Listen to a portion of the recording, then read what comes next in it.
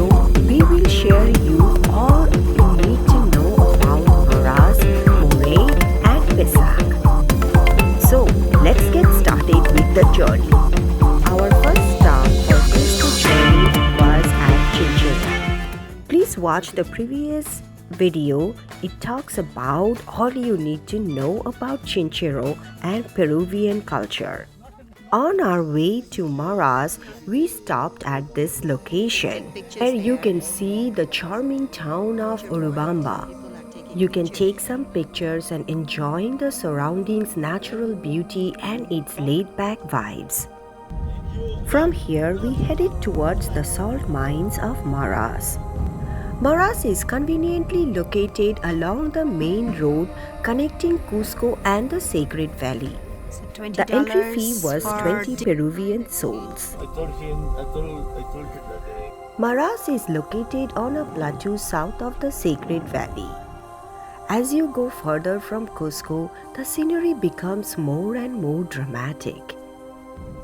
The beauty of the Peruvian highland was spectacular. You will be driving through unpaved road. After another 10 minutes drive, we finally got our first glimpse of the salt mines. From a roadside pullout, we had an impressive bird's eye view of the entire complex. Once you see it, it's hard to comprehend the scale of the salt mines. They almost look like beehive from a distance. One of the unique things about this salt mine is the system of collective ownership. There is mutual ownership and reflects ancient Inca practices. Since the Inca times, different Inca families have been responsible for tending their respective salt ponds. The salt mines of Maras comprise more than 4,500 salt wells terraced on the hill. This place has been a place for salt production for over 2,200 years. And despite all the technological advances of the modern ages, salt harvesting here was still a manual task in ancient times. It was another few minutes drive until we arrived at the parking lot. This spot is very popular among the tourists.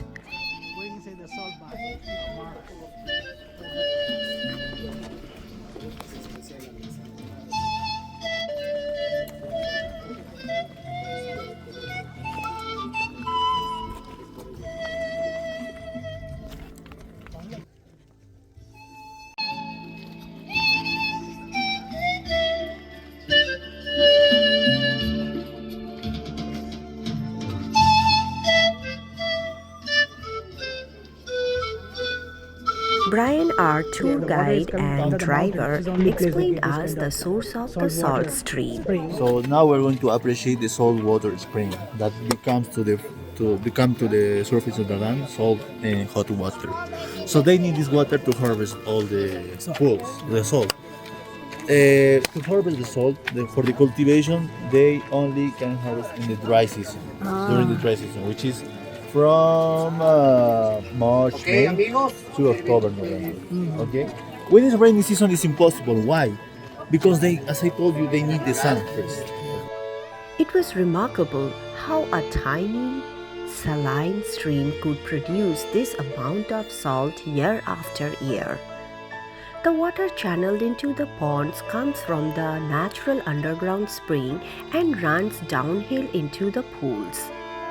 A few days after the water fills the pool, it evaporates and leaves behind a thin layer of salt.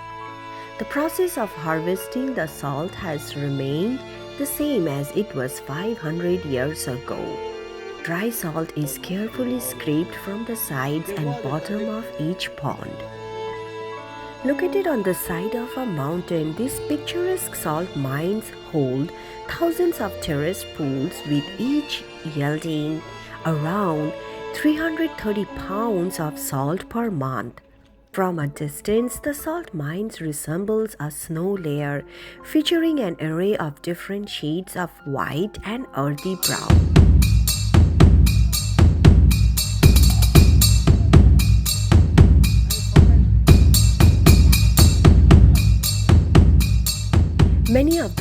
salts are still owned by local families and are passed on from generation to generation. If you are wondering what is the best time to come here, Maras, just like rest of the country, has two seasons, dry and wet. The best time to visit the salt mines will depend largely on your interest and travel itinerary.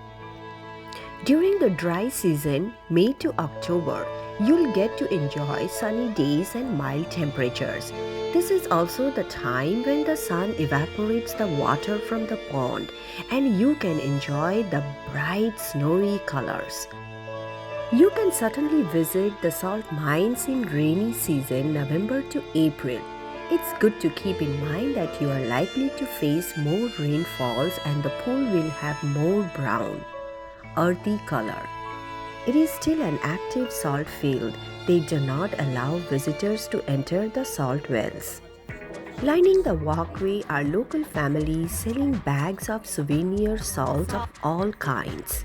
The salts of Maras are so famous that you could pick up a pack of these salts from most tourist shops in Cusco. These salts are characterized by its subtle pink hue and rough, uneven texture.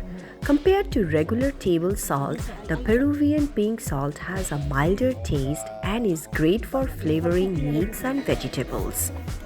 We also got one pack to try. I want to try some Inca Cola. Yeah, try. Inca Cola. Inca Have to Cola. try. Yeah, go try. Inca Cola. We'll try some Inca Cola. You like it? Yeah. It's like a sucker, Sucker? but it's good. We sure like to enjoy local food and drinks, so here is another opportunity. We wanted to try chicha. Chicha is a drink made from corn. It's popular not only in Peru but in many parts of Central and South America. The non-alcoholic version of chicha is called Chicha morada, which is made from purple corn, seasoned with cinnamon and cloves and brewed to be very sweet. It's a delicious drink that is slightly reminiscent of mule cider. We wanted to try the alcoholic version of the Chicha morada. Chicha is a word used in the Andes for almost any home fermented drink, using different grains or fruits depending on the area. It was time to head towards our next destination. We headed towards Moray. The Maras salt mines and the Moray ruins are both located outside of Maras. The salt mines are about 9 kilometers to the north of Maras, whereas Inca ruins are about 9 kilometers to the west of town.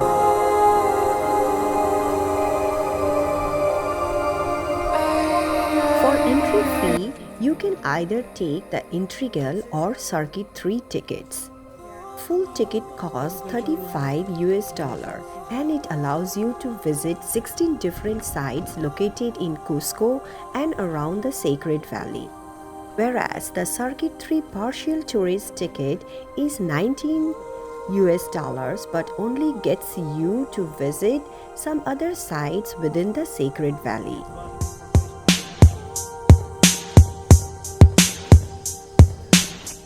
This Inca site is a bit different to the ones you might have visited around Cusco. Formation of two Quechua words.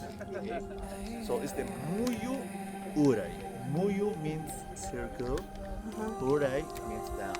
Down circle. Muyu Uray. But it's malformation.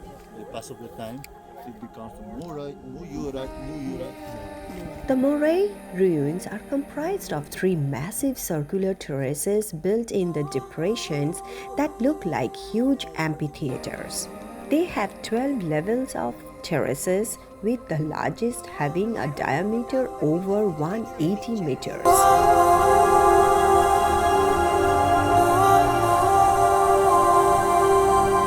So the first question comes in mind: what did the Incas use this site for?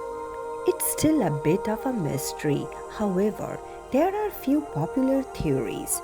The most popular one is that the ruins were used for agriculture research. Channels were built into the terrace that provided water from nearby reservoirs. It is also believed that the temperature differences and different angles of the sun hitting the terraces was the way Incas experimented with growing crops at such high altitude. Other theories include the site being a ceremonial center or a repurposed open pit mine. You can walk around all three terraces, but please know that there is lack of shades, so make sure you have sun protection and plenty of water with you. Moray was built about 800 to 600 years ago.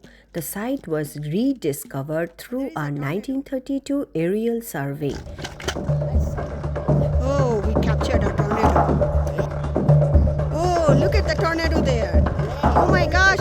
Oh!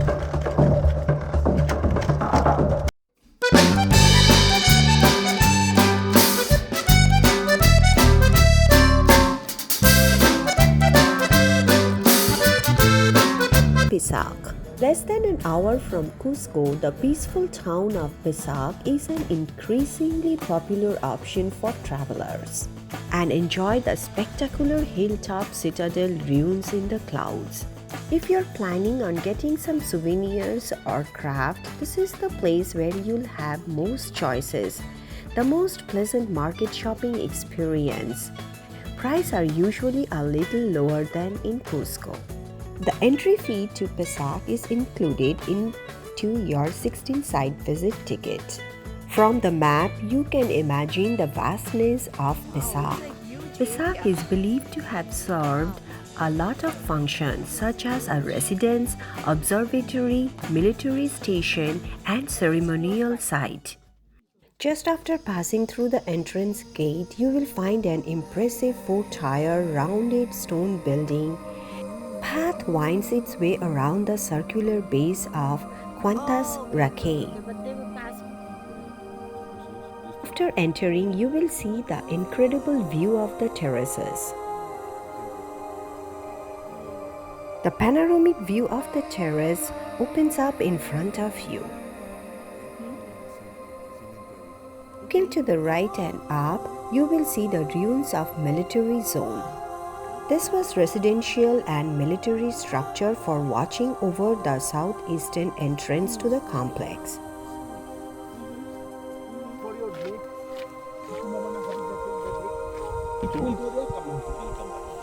The Pisac ruins in Peru have many burial sites, including an Inca cemetery and graves in the hills.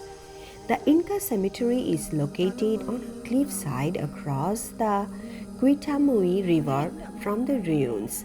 It may be the largest Inca cemetery in South America, with thousands of tombs carved into the hillside. Then you will pass the ceremonial fountains. Natural spring source water. When there is water, that's why there's no river. That's why. The principal reason they cannot do anything. Yeah. At the end of this path, you will come across the ceremonial fountains. There are 4 ritual fountains or baths, which are still running water through them.